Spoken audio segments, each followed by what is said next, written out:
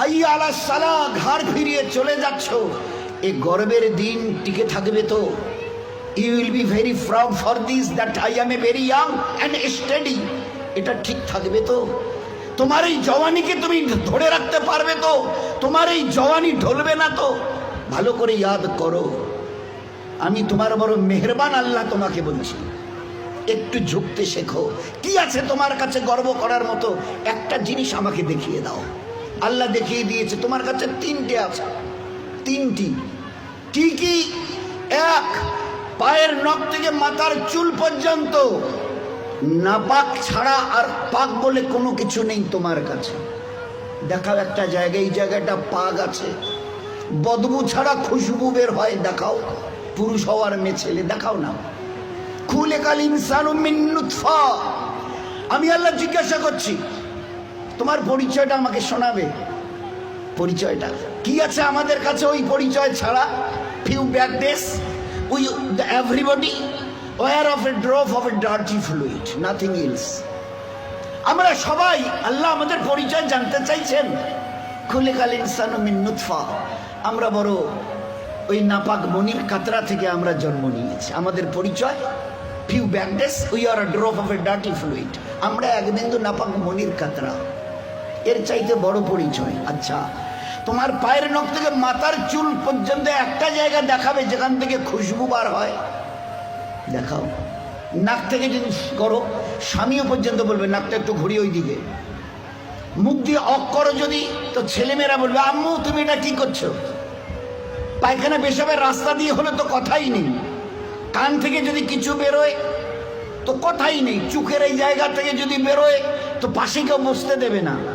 এরপরে পুরো শরীরের এক একটা লোমের গোড়া থেকে যদি একটু করে ঘাম বের হয়, তো আমার নিজের বিবি, নিজের বেটা বেটি বলবে না আব্বু, স্বামী একটু হাতটা দাও তো, একটু চুমু দি। চুমু দি, ঘাম বেরোচ্ছে তো, তুমি তো হাজারো হলে আমার স্বামী, তুমি তো আমাদের আব্বু, তা একটু দাও না, একটু চুমু দিই। কেউ সবাই আব্বু একটু হাতটা সরিয়ে নাও না, ঘাম বেরোচ্ছে। এই তো তোমার পরিচয়। পারে নখ থেকে মাথার চুল পর্যন্ত বদবু ছাড়া কোথাও। তিন, খুলিকাল ইনসানু মিন জাইফা। তোমরা বড় দুর্বল। আমি জিজ্ঞাসা করছি, 3.5 হাতের একটা এইরকম শরীর, সুটাম চেহারা, আচ্ছা তোমার পিঠে কি বসে আছে? এইভাবে 2-3 বার দেখার পরে বলবে কই, দেখা তো যায় না। আচ্ছা, তা তুমি না খুব বুদ্ধির বড়াই করো, মডার্ন টেকনোলজি আর সায়েন্সের খুব গালগপ্প করো, তোমার নিজের পিঠে কি বসে আছে তুমি বলতে পারো না? বলে না, তা জানি না। আচ্ছা 10 মিনিট পরে তোমার পজিশন, অবস্থা কি থাকবে জানো তুমি? বলে আমরা কিচ্ছু জানি না। বাজারে যাবে বলে ব্যাগ নিয়ে মোটর সাইকেলের হুকে আটকে দিয়ে স্টার্ট করে খালি বাজারে গিয়ে স্ট্যান্ড করে খালি পা দিয়ে স্ট্যান্ডটাকে খালি ঠিক করে দিয়েছে। পিছন থেকে একটা গাড়ি এসে ধাক্কা দিল আর সঙ্গে সঙ্গে ডেথ। লাশ নিয়ে বাড়ি চলে গেল। এসছিল বাজার করতে, বড় ঝোলা নিয়ে এসছিল, বড় আশা করে মেহমান অপেক্ষা করছে বাড়িতে। বাজার থেকে ব্যাগে বাজার যায়নি, তার লাশ চলে গেছে বাড়িতে। খুলিকাল ইনসানু মিন জাইফা। 4, আল্লাহ জিজ্ঞাসা করছে আব্দুর রহমান বয়স কত? হ্যাঁ আল্লাহ 42 চলছে। বাকি কত?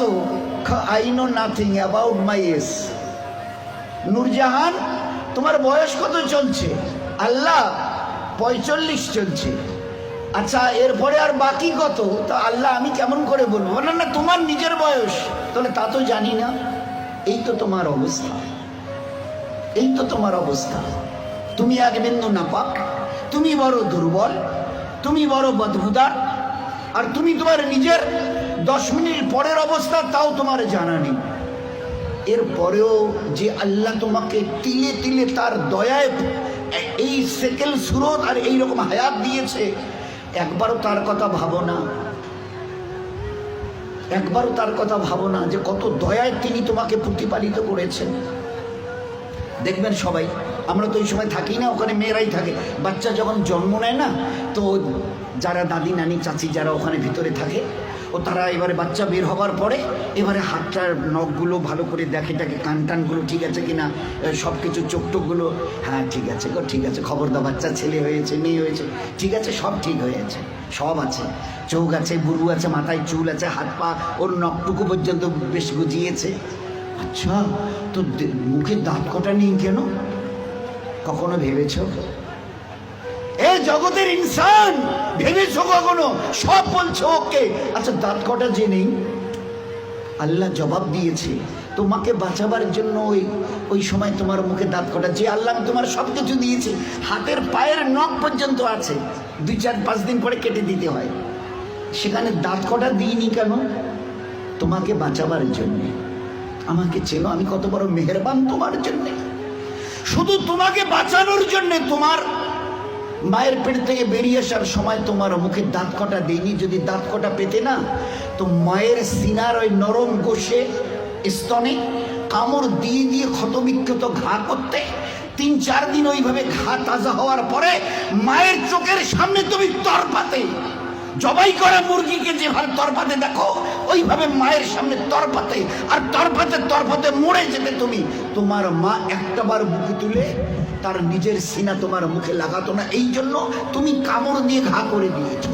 আমি বাঁচাবার জন্যে সবকিছু তোমার মায়ের পেটে বানিয়েছি, পুরো ফিগারের যা কিছু প্রয়োজন, each and everything has been given from myself, শুধুমাত্র except your teeth, তোমার দাঁত বাদ দিয়ে, যেখানে আমি তোমাকে আমার দয়ায় বাঁচাতে চাইছিলাম।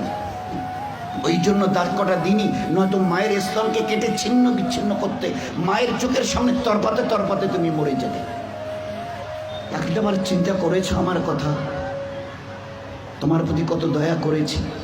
ফের এই বাচ্চাটা হাদিসে পাকের মধ্যে এসে আস্তে আস্তে যখন বড় হয়, তার বুবুকে, ভাইকে, আব্বাকে কিছু খেতে দেখে, শব্দ এর কানে আসে, আমারও ওইরকম দাঁত থাকলে আমিও খেতাম। আল্লাহ বলে, হাদিসে পাকের কথা বলছে, আল্লাহ বলে তুই একটু সবর কর, সবর কর, কারণ এখন তোর অতটা হুশ আওয়াজ হয়নি, এখনই যদি দাঁত দি মায়ের স্থানে কাপড় দিবি, একটু সবর কর, এই 7-8 মাস 9 মাস 10 মাস হোক না, একটু যখন, তারপরে আমি দাঁত দেবো। গোস্তের ওই নরম জায়গা থেকে আস্তে করে বাবা মা সব খুশি, আম্মা তোমার নাতির দাঁত গজিয়েছে শুনেছ? আচ্ছা, 2টো দাঁত গজিয়েছে, তো উঠতে দেখে সবাই খুশি। আচ্ছা, কখনো ভেবেছ এই দাঁতটা বাড়তে বাড়তে এই পর্যন্ত বারবার পরে আর বাড়ে না? Why? What is the reason of it? Who will give the answer? Who will give the answer? Anybody else of this world? আছে কেউ দুনিয়াওয়ালা ও মডার্ন সায়েন্স, মডার্ন টেকনোলজিওয়ালা এই দাঁতকে গজাতে থেকে খুশি হয়েছ? বাড়তে বাড়তে এই পর্যন্ত বেড়ে গেছে, তারপরে আর বাড়ে না। কোন দুনিয়ার মডার্ন টেকনোলজি এর পিছনে কাজ করেছে বলো? বলো না। দেখেছো আমার দয়া? তারপরেও যদি যেভাবে বাড়ছিল, যদি আর 6টা মাস বাড়তো না, তোমার নিজের চেহারা আয়নায় দেখলে তুমি একবার দেখে আটকে উঠে বেহুশ হয়ে মরে যেতে, অজ্ঞান হয়ে মরে যেতে। কি বিকট চেহারা! নিচের দাঁতগুলো বেড়ে গিয়ে এইরকম, উপরের দাঁতগুলো বেড়ে গিয়ে এইরকম হতো তোমার চেহারাটা, বিকট একটা চেহারা হতো। আমি ওটাকে কন্ট্রোল করেছি। এই বাচ্চা তখন 7-8 10 মাসের, 1 বছর 1.5 বছরের বাচ্চা দেখে দাদা কি যেন, ভাইজান যেন কি কর্মর করে চিবোচ্ছে, বুবু যেন কি একটা খাচ্ছে শক্ত মতো, আব্বু যেন কি একটা শক্ত মতো চিবোচ্ছে, শোনা যাচ্ছে।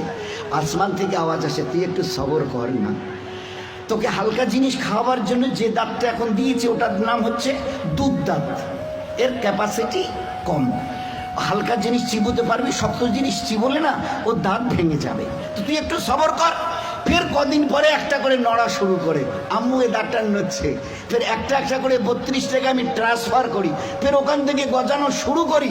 এইবারে তুমি নিজের দাঁত দিয়ে যত শক্ত হাড় হোক, পেয়ারা হোক, যা কিছু মন চায় খুব কড়মড়িয়ে চিবিয়ে খাও, কোনো অসুবিধা হবে না।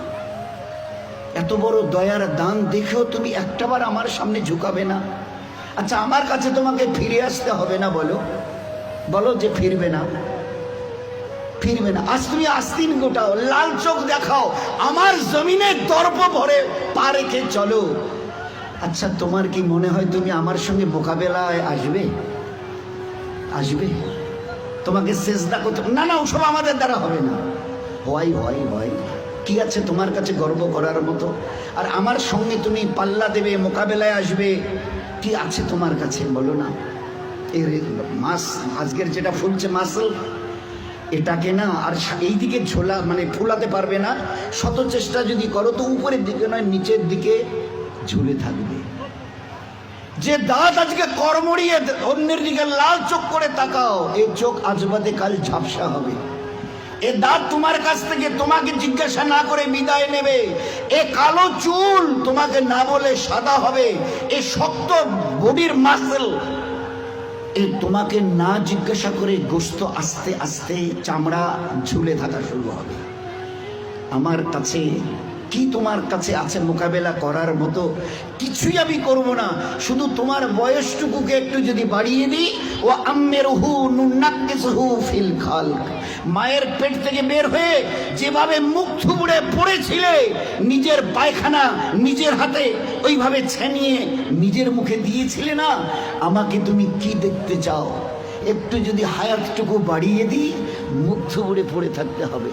পাশ দিয়ে কেউ হেঁটে যেতে রাজি হবে না, কারণ দেখলেই বলবে কেউ আমি একটু বাথরুম যাব, আমার একটু হাতটা ধরে তুলে দাও তো। কেন কি তোমার ওই পিছনের দিন কটা মাসেল ফুলানো, লাল চোখ করা, জমিনে দর্প ভরে চলার ওই দিনগুলো কোথায় গেল আমি জানতে চাইছি। বলো না, আমি কিচ্ছু করবো না। একটা হাতি যদি এসে মশাকে বলে আরে তুই নাকি আমার সঙ্গে নাকি পাল্লা দিবি, তা আমি তো চিন্তা করে কুল পাচ্ছি না, তোকে যে মারবো কোথায় মারবো।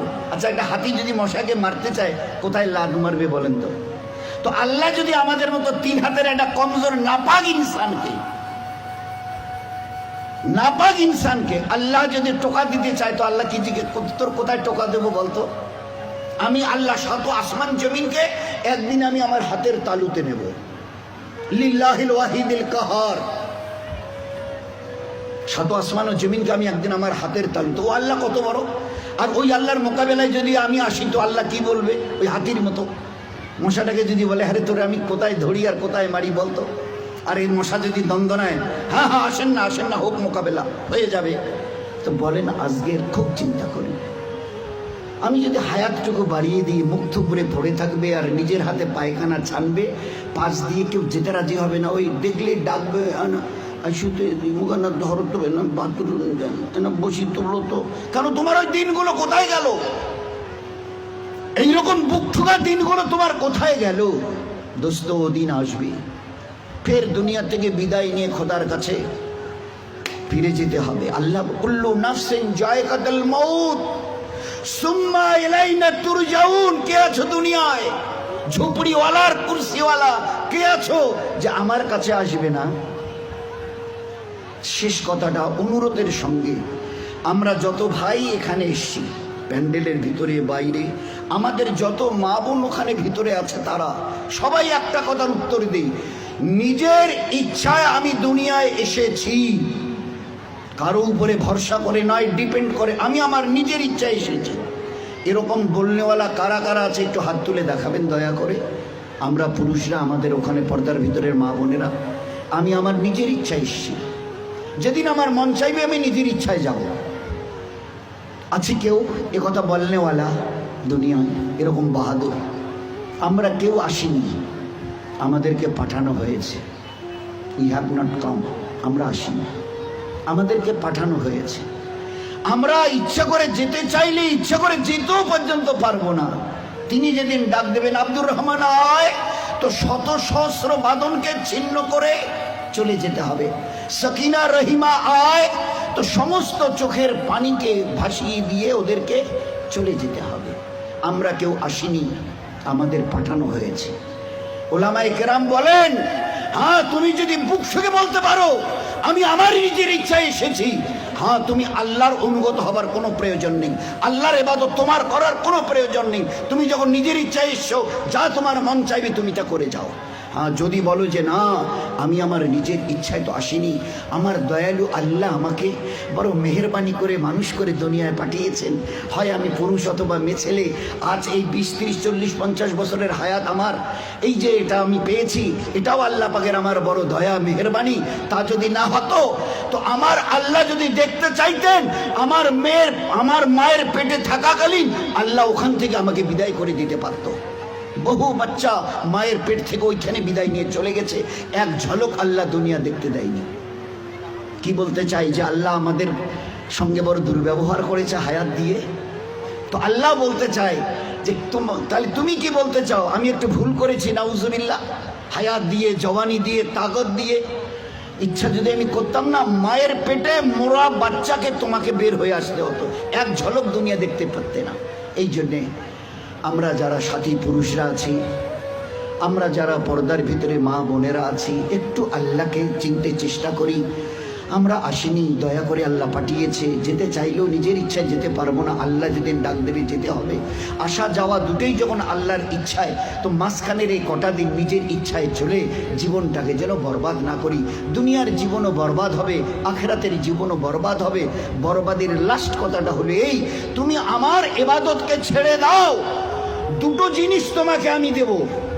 এক, যতদিন দুনিয়ায় বেঁচে থাকবে, চাहे পুরুষ হও অথবা মেয়ে ছেলে, আমার ইজ্জত জালালের কসম, দুনিয়ায় তোমার জীবন যাবে অশান্তির আগুনে জ্বলতে, মরণের পরে তোমার জীবন যাবে জাহান্নামের আগুনে জ্বলতে।